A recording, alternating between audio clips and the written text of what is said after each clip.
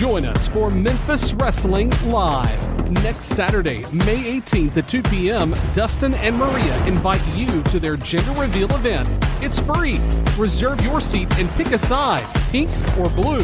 Sunday, May 26th, watch AEW Double or Nothing with us at Dave & Buster's in Memphis. It's free to watch. Sunday, June 2nd, Kid Cash is coming to Memphis Wrestling. Saturday, June 22nd, it's Wrestling Night at AutoZone Park with the Memphis Redbirds. Sunday, June 23rd, TNA Wrestling star AJ Francis returns to Memphis Wrestling. All tickets are on sale now. Get yours right now at memphiswrestling.tv.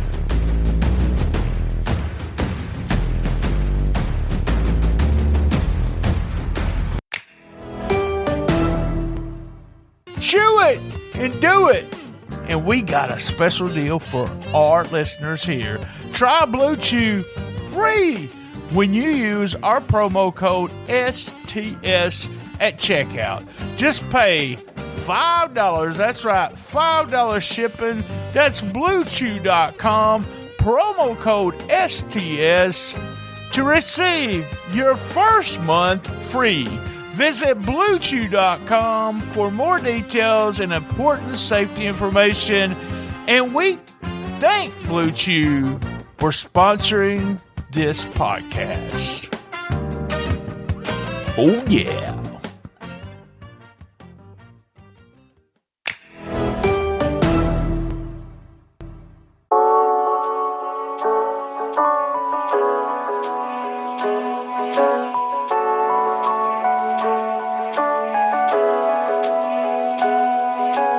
This episode is sponsored by Vitality Chiropractic, your trusted partner in wellness right here in Jonesboro and Newport, Arkansas. At Vitality Chiropractic, we believe in the power of natural healing and the importance of a healthy spine for overall well-being. Life can be hectic, and stress can take a toll on our bodies. If you're experiencing back pain, headaches, or just feeling out of alignment, it's time to make a positive change. Step into Vitality Chiropractic, where our experienced and caring team of chiropractors is dedicated to helping you achieve optimal health. We specialize in personalized chiropractic care tailored to meet your unique needs. Call 870-523-2225 to make an appointment today.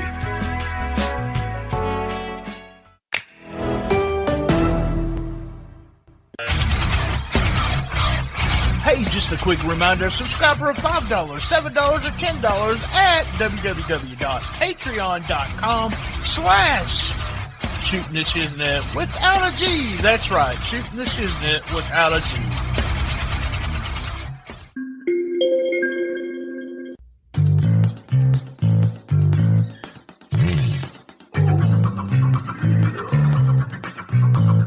This episode is also brought to you by SpunkLube.com.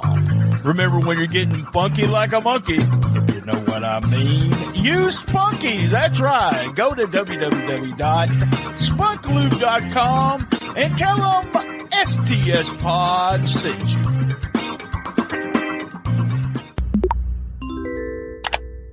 This episode is also brought to you by Bear. Eat better, live better. These guys are the best meal prep company in Northeast Arkansas. So get 15% off with our code STSPodClub at bear870.com. That's 15% off. Use our code STSPodClub at bear870.com. Trust Bear for your meal prep needs in Northeast Arkansas. Eat better, live better. Bear. We can all help prevent suicide. The National Suicide Prevention Lifeline provides 24/7 free and confidential support for people in distress, and also prevention and crisis resources for you and your loved ones. Call 1-800-273-8255.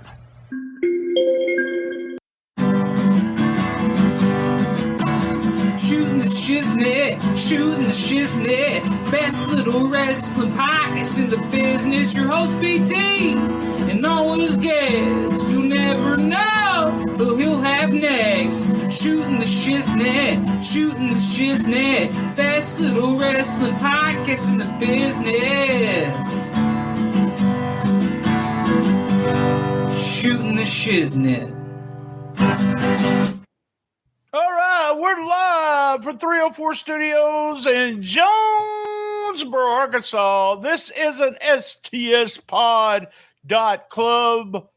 production. I am BT, and that guy over there leads in the dark. And if you're seeing post-production, hell, I might even put a picture on that little square there so they won't even know what the hell I'm talking about. Is my old buddy, really is my old buddy from college, Steve Crawford. How the hell are you, Steve? Oh, man, happy to be here. I love your theme song. You got the best green room in the business.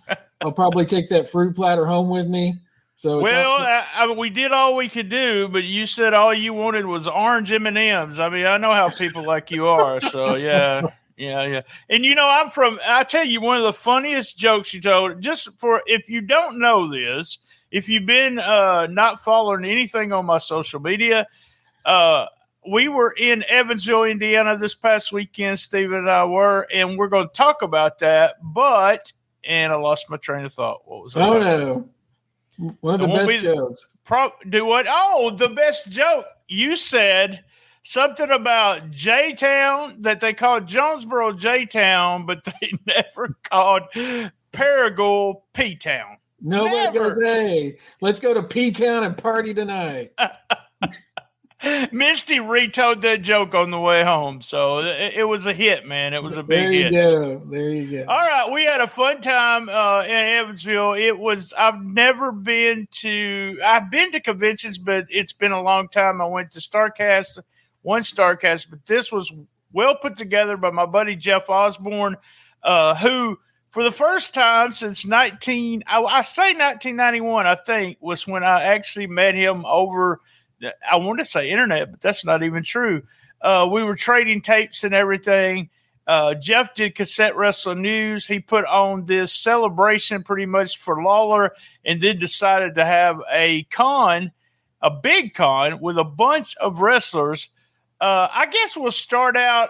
Let's just start out with Friday night. What was your thoughts? Friday night they had a I guess a roast or just a celebration of Lawler. Any major things you took away from that? Well, I think it was more of a celebration than a roast. I mean, celebration kind of sounds like he's already dead, though. Yeah. It was kind of like if you slip off the cliff tomorrow, I've told you I've loved you. So I've checked that box. But I kind of rewatched a little bit of that on YouTube today, and I thought Shane Russell was really the star of the show. Lance's son, Shane. He talked about how Jerry was there for him when Lance passed away and came to his funeral. And then he ended the night with those drawings when Lawler was a teenager. He submitted drawings of the wrestling matches to the television station. And that was kind of how he got into the wrestling business. And Shane said he was going through Lance's old possessions and found some of those original drawings that would be 60 years old today or however old they would be. So I thought that was really touching. So I think Shane was the star of the evening. I wish some of the video sound would have been better for some of the videos that were played before and after everyone spoke. I thought Mick Foley was really entertaining, but I've always been kind of a mark for Mick Foley. So yeah. So yeah, I enjoyed it. It was a little, how much can we lather this guy up? And that's what it was supposed to be about. I love that part of it. And we always, when we arrived at the show, I have to tell this story because it's typical me, Steve. So we arrive at the show. I don't have a ticket. I don't have nothing. And we're going through the front door, and the front door is closed. So since I'm somebody, Steve, I'm somebody, don't you? You're big time. Yeah, I'm big time to everybody. That's where you get the BT at. A big time, and I just walked through the dressing room and went to the back. And there, the first two people I saw was Jerry the King Lawler and Jeff Osborne. And Jerry said hi to me, and but I was told a day before that Jerry hated me. That's what somebody was saying. And we won't tell who that is until Well, you have to pay for it. Go to Patreon. You'll get to listen to it on Patreon, and you'll see who got that vicious rumor. Lawler was in Lawler's. Lawler's in pretty good shape. He walks very well. His speech isn't still not all the way there. He says stuff, and I think he knows what he wants to say, but just can't kind of get it out. But he looked really good.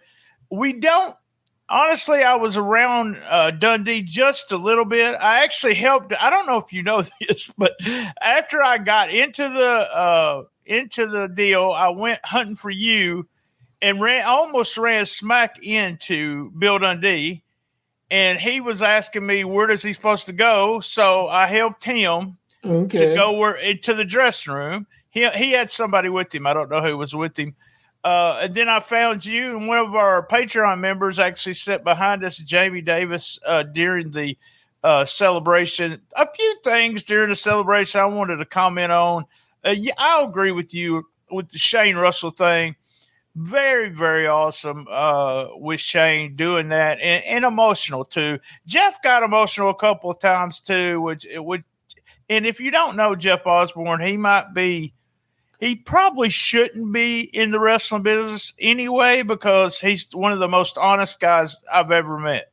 Right. And I'm not trying to be mean, but it's the truth. It's just he's just a fish out of water. That's an automatic disqualifier. Yeah, he's honest. I talked to him last night. I was texting him, and we were talking about some people in the business and how corny people in the business still are. And I said, it's weird. I've been knowing you for, I don't know, over 30 years, and neither one of us have lied to each other about anything. And I mean, that's just crazy. And we've been in the wrestling business in and out of it. So, but Shane was. And I've heard Jeff's name for decades, and I've never talked to him. I've never corresponded with him, but he's just one of those people that you knew was kind of a wrestling insider guy. Right. He's done a show with us that explains all his history and everything. It's really fun. And you've also been on one show where we talked about our history. So you can go back, and I'll put those in the notes if you want to watch it. But Jeff, man, I said this to my wife. We went to Jeff's secret headquarters. He has a comic book store. We dropped by there before he left just to look at it.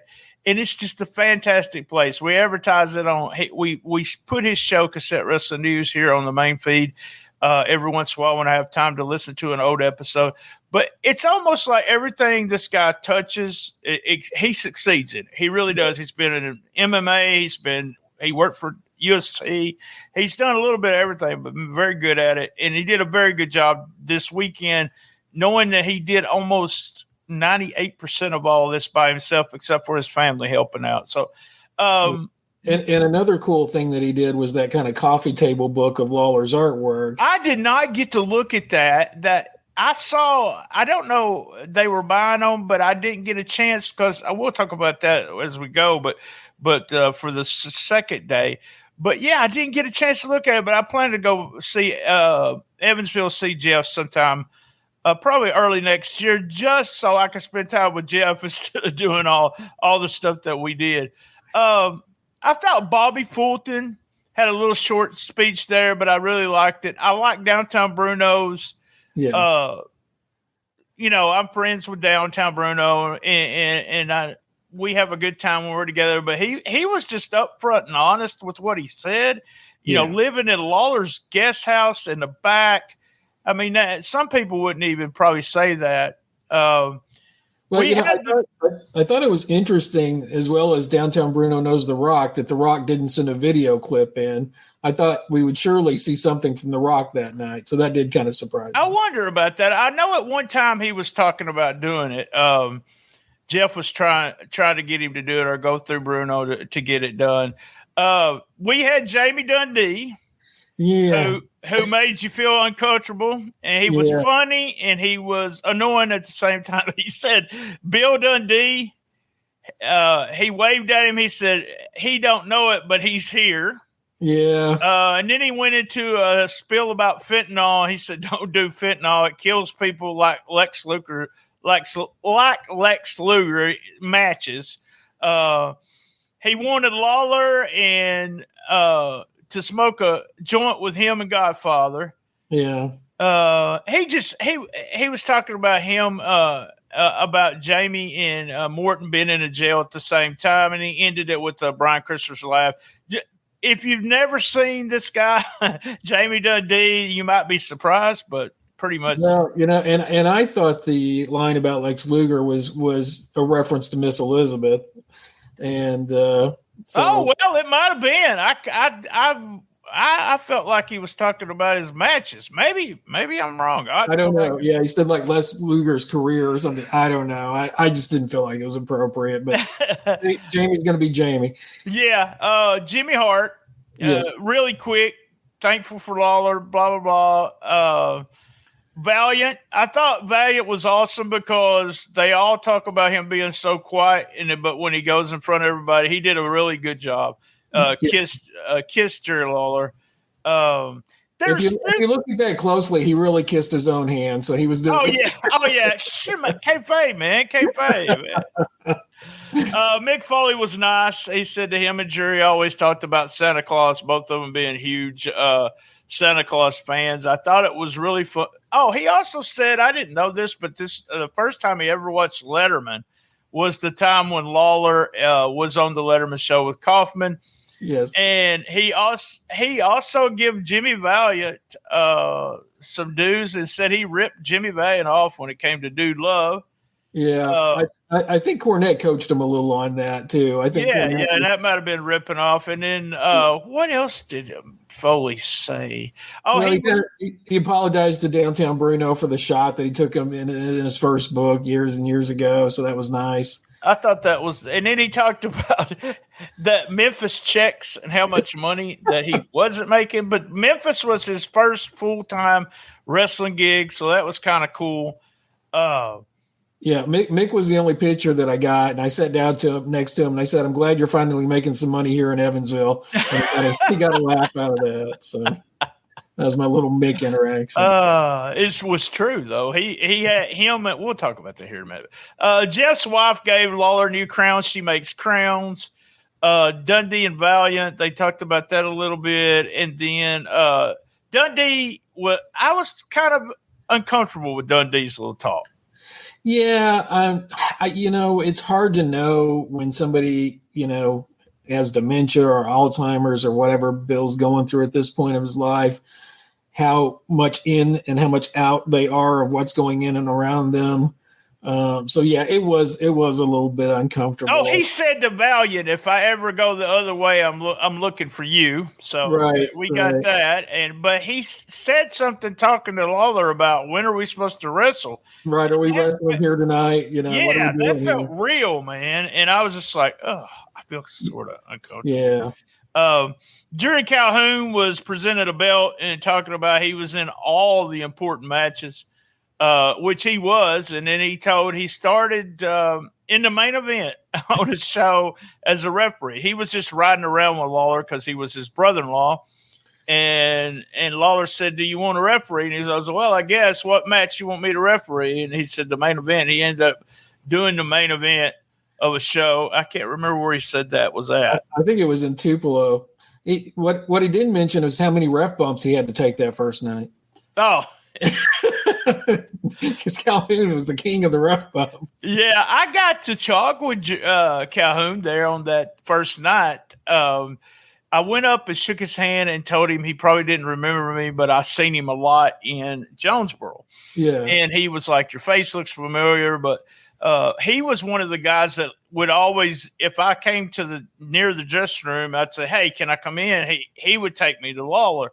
And so we talked a little bit, but he used to do something weird with his hands. And I had a group of kids with me or guys with me one night, and we were kids, but that way. And we were making fun of him because it looked like he was saying they were face masking. He was doing this, and we was like, face mask. And he said that he just tried to be animated at all times.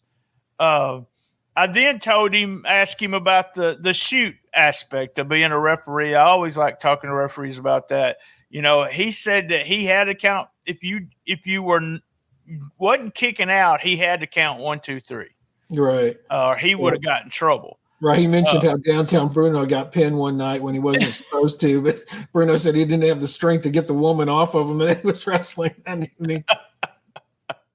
And so you just had to count him out. Lawler inducted into the Indiana Sports Hall of Fame. If this is still up on YouTube, and I know they were having some problems, they wanted to monetize it, so I'm not sure whether we got it back up there or not. Lawler, what was the comment Lawler said about he tried to pass away 9 times, but it never worked? Right. Somebody said, you can do anything. You've done wrestling, you've done music, you've done this and that. And Lawler said, yeah, the only thing I can't do is die. I've tried to die 9 times and I haven't figured it out yet. So. Which I guess is a pretty good perspective for somebody that's had a heart attack in the ring and had a stroke and gone through all that he's gone through. I've seen him right after the heart attack, and they said he died a certain amount of time and then he came back. And he said he was now part of the Walking Dead. He was a zombie, really. So that's what he told me that time. So he has always had a good outlook on everything. He seemed to be really touched about the artwork, the book. Legit surprised at all that stuff. The crown was beautiful too. Yeah, very much so. And those drawings, you could just see it on his face. He was just in total shock. He had never seen anything like that. The ending video about the Mid-South Coliseum was very good. Very touching. Very touching. Especially with people like us. How many times did you attend the shows at Mid-South Coliseum? I never did. I never man! went to a Coliseum show. Yeah, one of the big regrets in my life. But the ending of the video was a picture of Lance later in life smiling and standing in the forefront of the Coliseum, and it was just so touching and so beautifully done. Very well done. And I didn't go to a lot of shows. Because I was poor as dirt. Yeah, me too, yeah.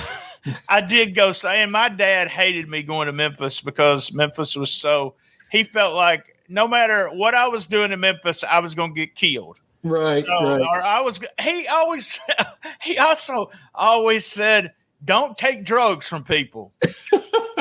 Like randomly I was going to take some drugs from some guy, take them and get killed. That was my dad. That's what he thought about it. So, Memphis was kind of scary because, we were country kids and that was a big city and it was just like a different world when you go into Memphis.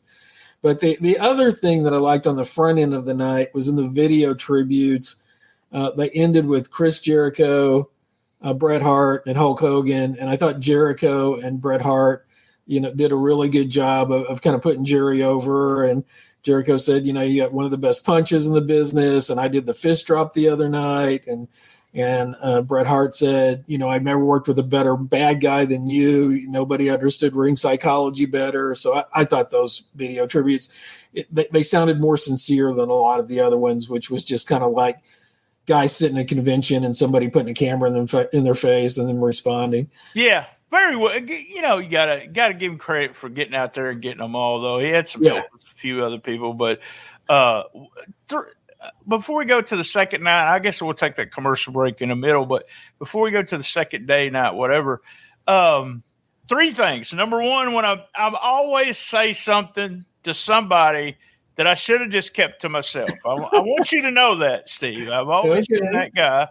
I did it twice this weekend. I did it once on Friday and once on Saturday. And I'll tell you the Saturday one here in a minute after commercial. But Friday night one was I was shaking Calhoun's hand and telling him it was nice to get in touch with him again. And I enjoyed his work. See you later. Then his wife came up and I said out loud, how did you get such a hot wife? And he just smiled and laughed and so he took it in stride, and I thank him very much for that. But hey, the guy might have been what we call a locker room legend. You never know. You never know. 2 things or 2 stories me and you heard and if you watch the video, you'll hear them too. But me and you kind of not rolled our eyes, but kind of questioned but whether they're true or not, just put that way. Right. NWA title. You want to tell that one? Well, yeah. A couple of years ago, Ricky Morton started telling this story that they had done a finish at one of the Great American Bashes or somewhere, and he was wrestling Flair, and they put the title on him, and he goes to the back, and Dusty and Crockett say, hey, you're going to be the world champion now, but we're going to have to break up the Rock and Roll Express team. Robert's not going to have a job anymore. And, I don't think there's any truth to this story at all, personally. And he didn't take it, so he didn't get the end of the title. So that's right. When you're looking at Hulk Hogan and the Ultimate Warrior and Randy Savage and the WWF being world champions, and you got Dusty Rhodes and Flair and Magnum TA and Nikita Koloff, I don't think guys were sitting around saying, man, we got to give Ricky Morton a run with this belt here. It was a really good series of matches with him and Flair. And I love the feud that they had, but I wasn't there. So allegedly, I'm just going to say allegedly that's what happened. And I will say, I don't think that story was ever told when Dusty was alive. I don't think so. Maybe not. Also, we didn't, it wasn't really a lie, or whether it was true or not, is what we was kind of questioning. But they said that Jimmy Valiant made more money in Memphis than any other territory, and we think maybe he made more with the Crockett's. Well, yeah. I mean, they had, that Boogie Jam 84 where he was main eventing all around the territory, and, it was like a special tour just built around them. And even in the old WWF, him and Johnny Valiant were main event tag team world champions. They're headlining Madison Square Garden and the Boston Garden and all those big arenas. So, is it potentially true that, in that first run in Memphis, he made more money? It's possible, but I'm just not sure that's true. I love this. They also tell a story about Lawler buying Valiant a house so he would stay in the territory, and Valiant ended up wanting to go home.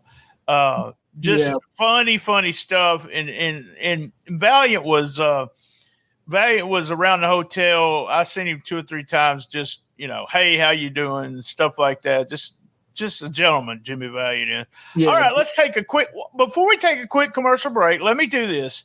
I want to shout out to Jamie Davis, Bad Boy Phillips, Gator McAllister, the Kentucky guy, Wayne Phillips, Jeff Osborne, Jason James, the mayor, and Foxy, Steve Crawford. Who the hell's that guy? Who's that guy? And Richard Dix. Those guys right there, that they some familiar faces, some new friends. It was fun to see everybody that I hadn't seen, and it was nice meeting, especially Wayne Phillips. I've been looking at his group for a long time, it seems like, and I stalked him to see who he was, so we made sure we said hi to him. All right, Let's take a quick commercial break, and we'll be right back with part 2 talking about the con. Hey, folks, guys and gals. I want to stop the episode right here. That's right. This episode's sponsored by Blue Chew. Let's talk about sex. Guys, remember the days when you were always ready to go? Now you can increase your performance and get the extra confidence in bed. Listen up. Go to BlueChew.com. Blue Chew is a unique online service that delivers the same active ingredients as Viagra, Cialis, Levitra, but it's in chewable tablets and a fraction of the cost. That's right, you can take them anytime, day or night, so you can plan ahead or be ready whenever an opportunity arises. Pop! Get that big Road Warrior pop. And here's how you do it. The process is simple. Sign up at BlueChew.com, consult with one of our licensed medical providers, and once you're approved, you'll receive your prescription within days. You know what's the best part? It's all done online, so no visits to the doctors, no awkward conversations, and no waiting in line at the pharmacy. Blue Chew's tablets are made right here in the great USA and prepared to ship directly to your door in a discreet package. Want that Road Warrior pop? Want it? BlueChew.com. BlueChew.com. Get it, guys. Get it. One of the best products on the market. Blue Chew wants to help you have a better sex. Discover and explore at BlueChew.com. Chew it and do it. And we got a special deal for our listeners here. Try Blue Chew free when you use our promo code STS at checkout. Just pay $5. That's right, $5 shipping. That's BlueChew.com. Promo code STS to receive your first month free. Visit BlueChew.com for more details and important safety information. And we thank Blue Chew for sponsoring this podcast. Oh, yeah.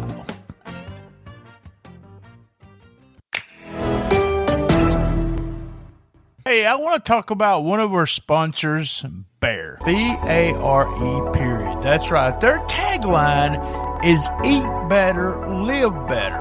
And I'm speaking from experience here. That's right. The better things you put in your body, the better you feel. These guys are the best meal prep company in Northeast Arkansas because, well, they prep all my meals and they don't put any of those artificial flavorings or seasonings in their food. It's just the bare ingredients. You see what I did there? Here's how it works. You choose the meals you want in your desired pickup location from their easy-to-use website. Your meals are ready Monday morning and available for pickup based on the hours of the location. They have 7 locations right here in Jonesboro, 2 in Paragould and 1 in Brooklyn. Go to bear870.com and place your order today. So here's what I want you to do. Get 15% off with our code STSPodClub at bear870.com. That's 15% off and use our code STSPodClub. Trust Bear for your meal prep needs in Northeast Arkansas. Eat better, live better. Bear.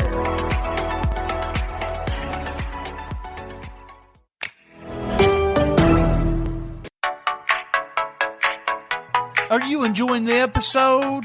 Well, Cash App us. That's right, $BTSTS. You don't have Cash App? Download it and get $5. That's right, $5. That's $BTSTS, $BTSTS.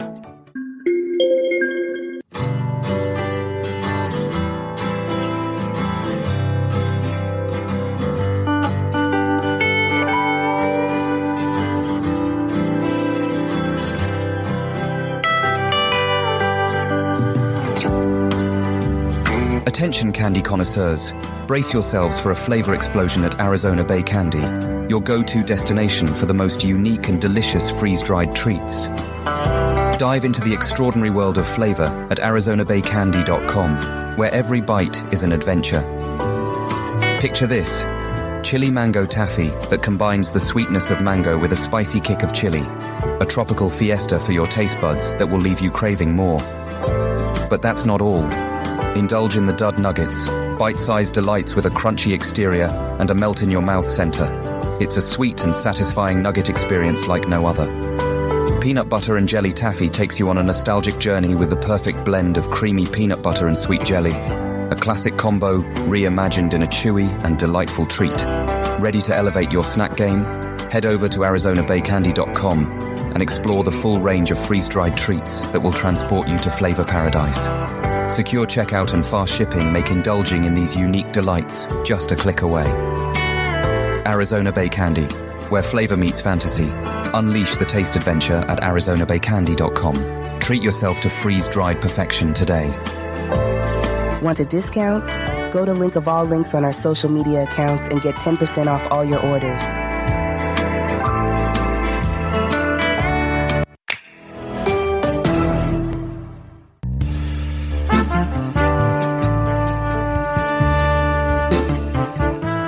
pleasure seekers, get ready to elevate your intimate moments with the one and only Spunk Lube Pure Silicone, the go-to choice for a slick and sensational experience.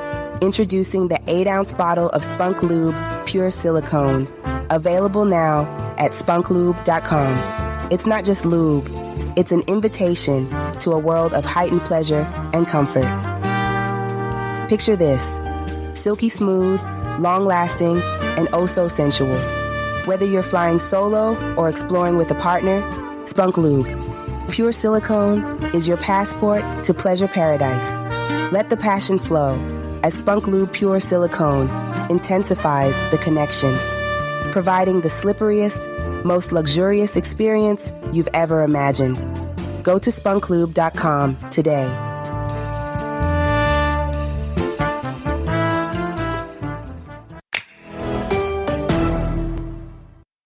All right, we're back from commercial break.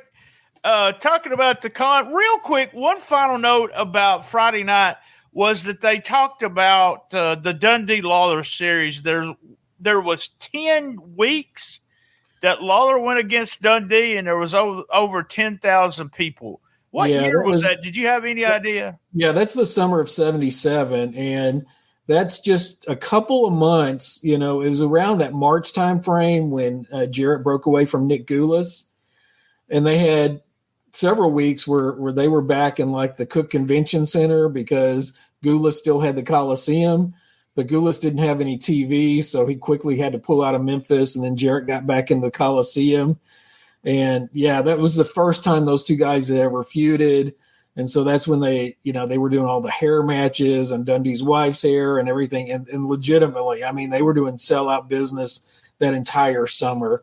And it was before my time. I started in 78, but I remember, the kids that were around me that were wrestling fans talking about Dundee's wife losing her hair. I remember that being really, really a big deal. So awesome. All right. So the second day was a con, I guess that's the best way, Legends Con. And what happens if you've never been to one is everyone gets to set up a table and you go by and you get an autograph, a picture, and they have tons. We got in pretty early and set up the table and had some confusion about where my table was going or what I was doing. That was fun. But finally got everything set up. And then we just kind of sat back and watched as people filled in. Also, another thing, let me talk about the second thing I said out. Actually, I said 3 things out loud. I should have kept quiet. Uh-oh. So I'm in the hotel lobby, getting my coffee that first thing that morning, the second morning or the Saturday morning, and Missy Hyatt was down there, and I looked at her and I was like, who is that? It just come to me all of a sudden. And then I said out loud, I said, Missy Hyatt, like that. And she was like, yes. And I was like, we missed you last night. And she said, no one told me that I was going to be there. Yeah, right. So later on, I talked to Jerry in the lobby, and I said, she says she didn't know it. He says she stood around waiting for us, and then she disappeared. So, yeah, she knew what was going on. Yeah. All right, at the con on Saturday, what was your takeaway from the con? You've been to cons like this, right? Oh yeah, I've been to several of the Charlotte conventions, and I did the Cauliflower Alley Club a couple of years ago. The really interesting thing to me for that crowd was the big stars, the big WCW stars from the 80s were not getting a whole lot of attention from the fans. I mean, we were sitting pretty close to the Steiner brothers. There was not a lot of people getting pictures with them. Ron Simmons, Lex Luger, even Missy, even Ricky Morton. I was really surprised that the Hardy Boys. My gosh, they had a line almost out the door. So it was almost like we've transitioned into kind of a new generation of convention fans who are much more into the 90s and beyond versus the 1980s wrestlers. Dustin Starr talks about that. He says that, his crowd loves every once in a while they'll get somebody, an older wrestler, but they love that that era's what they remember, or even later on. What was so with saying that, and I said something to someone today, out of sight, out of mind kind of thing. What makes Mick Foley continue? Because he had the second biggest line. Well, why does he continue, do you think? I think Mick has just kind of transcended wrestling some, certainly not in the way that Stone Cold Steve Austin or The Rock or a lot of other people have. But, recently I was watching, you ever seen the YouTube show Hot Wings, where celebrities eat really progressively spicy wings? Yeah, which I just never have understood. But, yeah, go ahead. Yeah, and Mick Foley was on that show, and I think he just has kind of a media presence that people who aren't particularly wrestling fans know who Mick Foley is. And I think he's just such a likable personality that people are just kind of drawn to him, because he seems like that normal average guy, not that super athlete who kind of reached the pinnacle of success. He didn't look like anybody else that was having that success in the wrestling business at that time. And I think it just made him a lot more relatable to people. Here's this kind of guy with this very average body that, is up there with the Undertaker and, all these, muscle guys and crazy characters. And Mick looks like he just got off the couch and eating Cheetos. Right. Well, that's what the wife said about, she said, why was he dressed like that? I said, that's his gimmick. I said, and he's comfortable. So there you go. Costume, he's worn the same thing for years. But you did pay your fee and get your picture taken with Foley. But we were highly impressed with those photographs because of the time he took. He seemed to take time out, and then he did four. Did he do 4 different people or just 3? What did he do? Well, he was doing himself. He was doing Mankind photos. He was doing Dude Love photos. So, yeah, he had like his bag of gimmicks there, like the old joke about, well, we just have this bag of gimmicks and we give somebody one when they walk in the door. Well, he had his little Dude Love costume stuff and his little Mankind mask. So, yeah, he was, I think he didn't rush people through, and I think people appreciate that. That was awesome. I had a chance. Let me see. First, what happened was I was at my gimmicks table, just sitting, giving business cards out, and all of a sudden my friend downtown Bruno came in and he said, "Hey, where's my table?" I had no idea. He said, "They told me to go in this direction." He says, "I got some photos somewhere." So I left the wife there, ran across the convention hall and got downtown Bruno's photos, made sure he had a pen. And he said, "Hey, you want to work my table?" And I said, "Well, she can work that one for right now." I said, "I'll get you started." So he said he didn't like taking money because it kind of makes him feel weird. He's asking for the money, which I don't know. Yeah. So I had a fantastic time. The wife ended up moving to the table right next to us. Yeah. And so we were all together for the whole day. I was selling photos with my spiel was, he would say, "This guy's selling them, but I'll sign them." I'd say one photo for $10, 2 for $20. 3 for $20. He'll sign everything. He'll take a selfie with you. And he'll even tell you you're handsome. Hey, we made a lot. He made some money, so it was really fun seeing how that works. That was cool. I have to tell on your wife. So we're sitting there, and as soon as you run over to Bruno, she goes, "Look at him, just marking out over downtown Bruno." I thought that was great. She got me. She really did. Yeah. We had a good time. Bruno's always one. He's one of the most honest guys in the wrestling business. If he knows you, I mean, he ain't gonna tell a perfect stranger stuff, but if he knows you and you ask a question, you better get ready because he's going to tell you the truth, whether you like what he said or not. And that's what I like about him. He's fun. I'm really just happy for him because he seems like a guy that's just lived his dream. He has. He just, poor little kid started doing Memphis wrestling and ended up in the WWE. Had a great career and still works for the WWE. So it's just awesome to see that. I was trying to think. I went to Foley and gave him something from a friend of mine, and then we talked for just a few minutes. I had helped Foley set up his gimmicks table, and from a friend of mine, Freddie Fargo. He was Cactus Jack at the time. It was his manager in Ozark Mountain Wrestling in Jonesboro. We were in Rector, I believe. You ever heard that town, Rector, Arkansas? I passed through there once. All right. So I think we were there, and the night was crazy. I went back and he introduced me to Foley, and Foley was spending some time wrestling there, and between there and then going to Japan and doing the death matches and coming back. One time he came back and he just had his arm all bandaged up. But this time Freddie was outside the ring, and I was like second row, and I was watching the matches, and some guy jumped Freddie.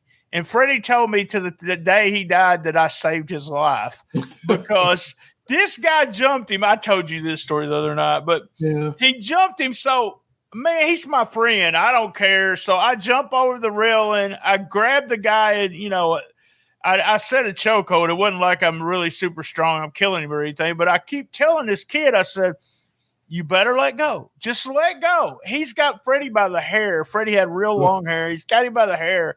And all of a sudden, the whole dressing room comes out. Heels, babies, everybody. And they start kicking the shit out of this kid.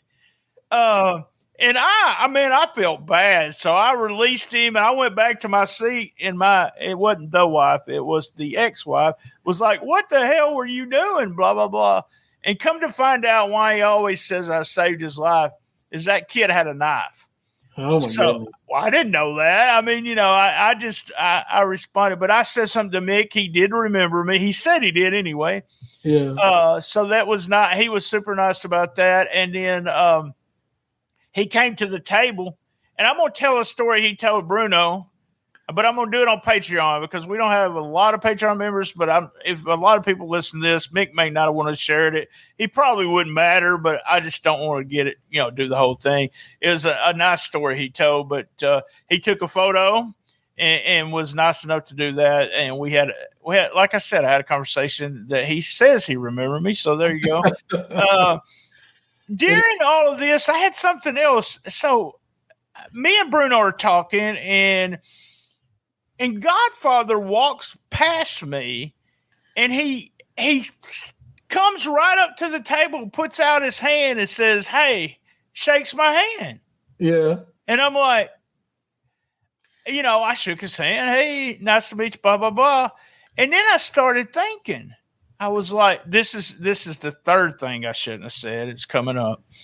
I started thinking that me and him had some mutual friends in the business. You're right. And that I might have been in Jonesboro and introduced myself, shook his hand, whatever, when he was working Memphis. Right. So I went down, I shook his hand at his gimmicks table and stood there behind the table with him and said, "Hey," I said, "I think we got a few mutual friends." I said, "You trained at Monster Factory?" He goes, "Yeah." I said, "Do you remember Dennis Carluzzo?" He's like, "Dennis was such a great guy." And I said, "That's it. Dennis talked about you before you went to Memphis and here we go. I said, Dennis said, there's a guy at the Monster Factory. He's a huge black guy." I could have went forever without saying that, but man, you quoted Dennis accurately, right? I did, Yeah, but right. he didn't say anything racist. He just said he was a bit. And let me tell you, I stood right beside the Godfather, and he is one big guy. He really is. Yeah. He said, "Yeah." He said, I said, "When you went to Memphis," so it was real weird. I've been talking about this to people. Some things that happened to me is like, I was here, there. Oh, so you were the reason. No, I wasn't the reason, but there's so many connections in the business that if you're around them enough, it's almost like, what is the 4 degrees or 3 degrees, 5 degrees? What, Kevin Bacon, what is that? Yeah, 7 degrees or something. 7 degrees, okay. Yeah, it just feels that way, but just super nice. He was really good about that. He always seems like a very friendly, outgoing guy.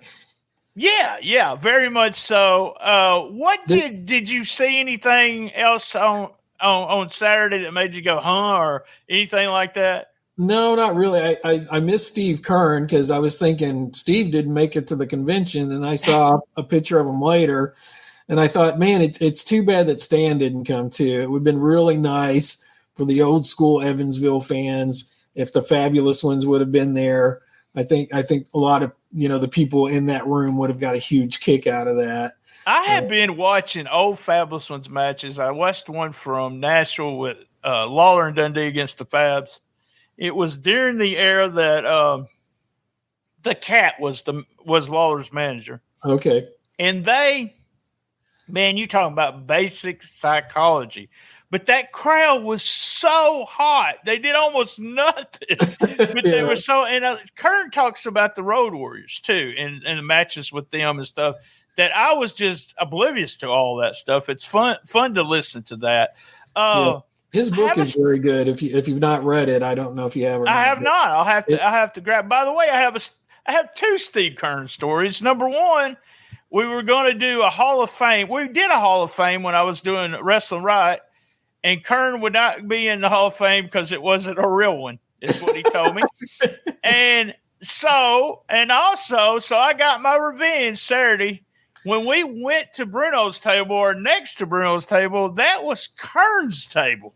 Ah, you stole Kern's table. And so they came to us and asked us to move. We was going to go back to the original location, but we ended up Bruno said, just put your stuff on my table. We were together, and Kern comes out, and Kern's just looking at me because I'm behind the table with Bruno. Right. And I said, do you have photos? He goes, no. I said, do you have a pen? He goes, no. He says, I travel a lot. And he's wearing sunglasses, which is a big pet peeve of mine. I hate someone wearing them inside. But he's wearing sunglasses. And I said, give me a minute. And I went all the way across the convention floor again to get Steve Kern's photos from Osborne and get him some pens because he didn't have any markers. Yeah. And ran them over there, set them out for him, and told him how much he was to charge. And I was like, there's that saying, if I could tell the 16-year-old me that blah, blah, blah, if I could have told that I was putting the Fabulous Ones gimmicks table together. Yeah. But I told Misty, the wife, in downtown Bruno, that I would take 1 month, just 1 month of Fab's money for those photographs. If somebody wanted just 1 month's worth of photographs. Yeah, it's funny. Years ago when I was at the convention in Charlotte, I was talking to Handsome Jimmy, and he's like, hey, brother, I need to go use the restroom. Watch my merchandise. I'm standing there for like 10 minutes watching Handsome Jimmy's merchandise. So I guess he thought I was trustworthy. I wasn't going to run off with anything. It's like, no, this is kind of surreal. I'm running the gimmick table here. Well, I thought me and Downtown Bruno doing that table was like little kids. How much money do you got? What do you got? I mean, it was hilarious because he's excited about things like that. And it's fun because some of those guys just said, you were right, though. I hardly ever seen anyone up to the Steiners, Luger, Ron Simmons. I had even forgot he was there. And then I was going to say something to Jeff and Matt because I've never met them. I was just going to introduce myself, and I never got a chance. They were so busy. Lawler and Dundee were doing photos at one time together, and it was a very long line there too. Yeah, Lawler was in that corner, and I think the people, I think Jimmy Hart and Valiant probably benefited from being kind of just in Lawler's realm back there. Yeah, Valiant was busy too, man. And some of the weirdest stuff that I just, let me say, if you can see, I got all these stupid Funko Pops and I'm a big, huge nerd, but some things I just don't get. I don't collect a lot of stuff. My buddy Richard Dix, he collects autographs of everybody. He's been doing it forever. I collect Funko Pops for a really brief time, comic books when I was growing up. But the belts, now my Jamie Davis does that too. He has a bunch of the belts, but they have people sign them, and Bruno signed a ton of belts. Yeah. And then some guy came up to us and said that Dundee was charging $40 to sign a belt. And I was like, damn, okay. Well, you see, I've seen people carrying the belts around at wrestling conventions for years, and it always seemed a little weird to me. But like, if that's what you want to do it.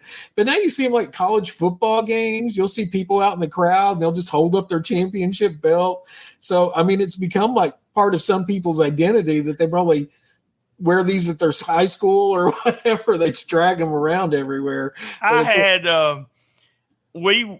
I actually was give a tag team belt for a small promotion one time, and I didn't even have to do a match. They just gave it to me. The old Pat Patterson thing, Yeah. No, not that one. Not that. Not Steve. Not that Pat Patterson. But more like Rio de Janeiro. Yeah, there we go. Yeah. And my buddy, rest in peace, he really, I don't know, he just wanted to believe he was a champion. and I would I made photographs and gave them to him. It was me laying in the bed with my mask on with that belt around my waist. Yeah. Telling him I told him, I said, I don't take this stuff serious. And then I just gave him that picture of me. I mean, it's basically a prop, Yes, it is. It is. But, they have, I saw I'm a big Cowboys fan. And one time you was going to see some masks and stuff. I said, get me a Cowboys mask, Mysterio Cowboys mask. You never was able to find one. Yeah. But I was going to get WWE has the Cowboys belts now. I was going to buy one. They're like $600 or $700. Oh, yeah. Yeah. I was like, outrageous. Yeah, F that, man. What are you thinking? So here's my final story about the con. And I kind of got goosebumps just saying that. This is a weird, strange story. One of those intertwining things. When I was and my friend Lynn Pearson probably was with me this night, Lance Russell is standing at the Mid-South Coliseum, and he's standing right before he walks up to go to the desk, to the table there, where he announced at. And I wanted a picture with him, so I still have that picture somewhere. I'm probably 300 pounds. I'm this fattest kid you ever seen. It's a hilarious picture. And the shirt was probably a large, and it should have been like triple X. Yeah. And but I want my pictures taken with Lance Russell. And at the time, allegedly at the time, I was trading bootleg tapes. Sure, yeah. And so I told Lance, I said, I'd like to have a picture with you, but I said, I want to tell you, I trade Memphis wrestling all over the world. It goes all the place in the United States. There's people in Canada. I said, they love some Lance Russell, I just told him that they really liked him, and he was shocked about that. He had no idea that we had this underground, I guess it's the best way, a counterculture kind of fandom thing that was going on, where we traded tapes. We got tapes from Japan. We got tapes from Portland. We got, if it wasn't for my tape trading, I would have missed a lot of. It reminds me of YouTube now. You can go anywhere. Well, I think Lance was always shocked how deep the interest in Memphis wrestling was. And, I remember like when he first started doing conventions, he was worried like nobody's going to remember me because I haven't been on TV for years. And of course, everybody loved him at those conventions. Because, yeah. But Shane came to our table, to Downtown Bruno's table. Yeah. And you hear what I said, our table. Yes. So he comes over there, and I shook his hand and told him, I said first time I met him, I told him I was a huge fan of his dad. I said, when your dad passed away, I said, I was scheduling doing a podcast with Scott Baldwin that day. And we decided not to do it because we both was like tore up. I said, I took a day off work. I said, I've never took a day off work from somebody famous. Or I said, but your dad was in my living room for my whole childhood. Right. I said, I remember telling him about those Memphis tapes and how we circulated him, and he was really liked by everybody. Right. And Shane was like, what? I go, yeah, I told your dad that. He said, he told that story all the time. And I said, what? And he said, he told everybody about this guy walking up to him, a kid, and telling him how they traded tapes and how he was popular with everybody. He said he told it for years. And I was like, oh, my God, I would have. And so that made my day right there. The travel was shit, but that right there made my day. That he was telling my story, Lance Russell was. But Shane seems, well, I ran into Shane also again on the way home, and he just seems like a really good guy, down to earth. We talked about a few things that was going on. Very much. I was able to talk to Shane a little bit, and really my favorite memory out of all the wrestling convention and wrestling oriented stuff is I had talked to Lance, like say on a Friday, and I told him, my interest in Memphis wrestling, and I'd written a book about it and everything. And I walk into breakfast the next morning, and him and Shane are at a table by himself, and I'm at myself, and Lance waves me over to eat breakfast with him and Shane. Oh, and, wow. And so just eating breakfast with Lance Russell, and just, so genuine, so nice, so authentic. And he was, and, you talk about being sad, but he was kind of like everybody's favorite uncle. You felt like he was part of your family. Yeah, I had a hard time explaining it to Misty. She was like, "Go ahead, take the day off," but it was really strange. It was, and I'm not usually that way with famous people. I can't think of anybody, and I said this on the podcast a lot, but when you have guys like Downtown Bruno and Dutch Mantell, who wasn't there, and Jerry Lawler, and all these people that I grew up watching, and then I start hanging out with them and doing things. It's like they're TV stars, not just wrestling stars. They were TV stars, and I would watch so much wrestling, and I always say that it was like I was hanging out with Gilligan off of Gilligan's Island. Right. That's the way I was. I remember one of the first times I went in the dressing room. Well, it wasn't the first time. It was one of the first times I was in the full dressing room. Was a Crothersville show, and Lawler grabbed me when they were going out and said, "Go out with us." And I mean, what was I doing, but it was Bill Dundee, Rocky Johnson, me, and Jerry Lawler. So you're like the honorary manager for the I guess. And Paul Lee, that was the night that Paulie got his jaw broke. Oh, nice. Well, you fared better. Do what? You fared better than Paul. I did. I just took photographs. I didn't do anything. So there you go. All right, we're going to talk a little bit on Patreon. We're going to get off here. Thanks for everybody for enjoying us. I really just wanted to do this so, we'd have it. And there's a lot of people in the Memphis area that didn't get to go. I'll try to put the link of the video. And as always, it was a treat hanging out with you, Steve. We were at my favorite place to eat. And this is a shout out to Lance, and he'll only get this joke. I'm like that girl on Survivor, Liz. Applebee's is one of my favorite places to eat. So if you're listening to this and want to send me a gift certificate or a gift card, I'll take it. I love Applebee's. And it's always a pleasure to spend some time with you, man. And I can't wait till the next time. So everybody, same bad time, same bad channel. On the best little wrestling podcast in the business. Be there. And as everyone knows, Steve, you know this. I know this. I love my mama. Oh, I forgot to mention I'm wearing my Spunk Lube ECW inspired cap because they sponsored my trip. Nice. Join us for Memphis Wrestling Live. Next Saturday, May 18th at 2 p.m., Dustin and Maria invite you to their gender reveal event. It's free. Reserve your seat and pick a side, pink or blue. Sunday, May 26th, watch AEW Double or Nothing with us at Dave & Buster's in Memphis. It's free to watch. Sunday, June 2nd, Kid Cash is coming to Memphis Wrestling. Saturday, June 22nd, it's Wrestling Night at AutoZone Park with the Memphis Redbirds. Sunday, June 23rd, TNA Wrestling star AJ Francis returns to Memphis Wrestling. All tickets are on sale now. Get yours right now at memphiswrestling.tv.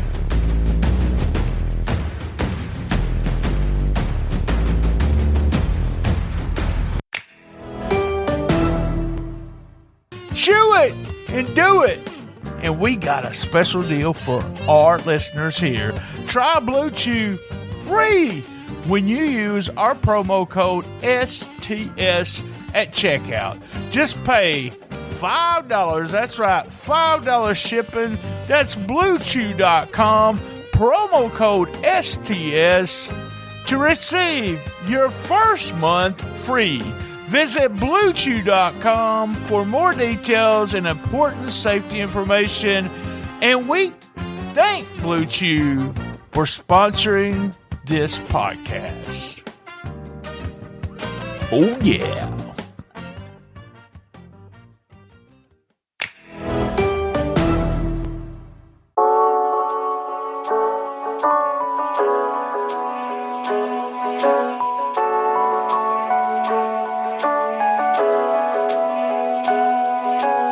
This episode is sponsored by Vitality Chiropractic, your trusted partner in wellness right here in Jonesboro and Newport, Arkansas. At Vitality Chiropractic, we believe in the power of natural healing and the importance of a healthy spine for overall well-being. Life can be hectic, and stress can take a toll on our bodies. If you're experiencing back pain, headaches, or just feeling out of alignment, it's time to make a positive change. Step into Vitality Chiropractic, where our experienced and caring team of chiropractors is dedicated to helping you achieve optimal health. We specialize in personalized chiropractic care tailored to meet your unique needs. Call 870-523-2225 to make an appointment today.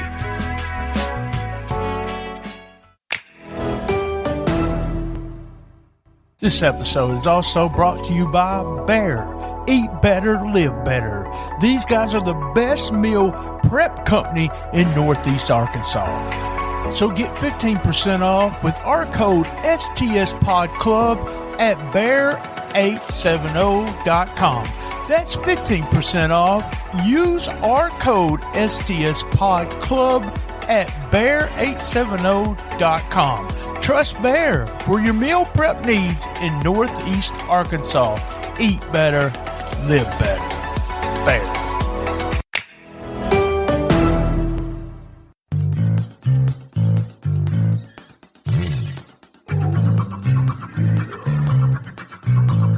This episode is also brought to you by SpunkLube.com. Remember, when you're getting funky like a monkey, if you know what I mean, use Spunky. That's right. Go to www.spunklube.com and tell them STS Pod sent you.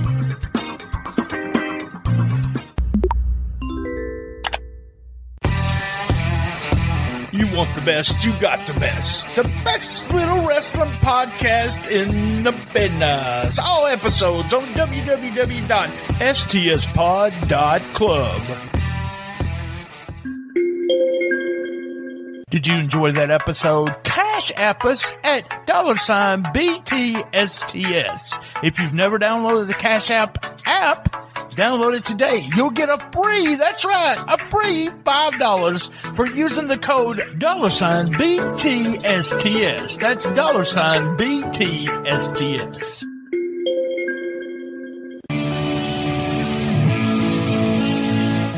Hey, that was another great episode of Shootin The Shiznit. Thank you for listening, and thank you to all our sponsors.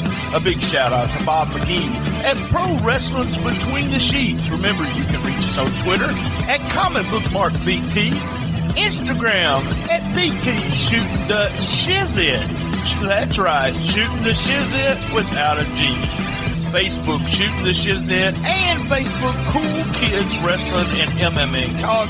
If we don't like you in that group, first you have to ask to get in. If we don't like you, we'll kick you out. All of the episodes are at one place, and that's www.stspod.club. Podcast Roll Call. Who's Right Podcast. Homeboys Podcast. P3 Radio, my buddies Richard and Josh. My World with Conrad Thompson and my friend Jeff Darren. Lance's favorite include Nickology, Rock Solid, Playlist Wars, I'm Bad Podcast. Hey guys, remember, keep your feet on the ground and keep reaching for the stars.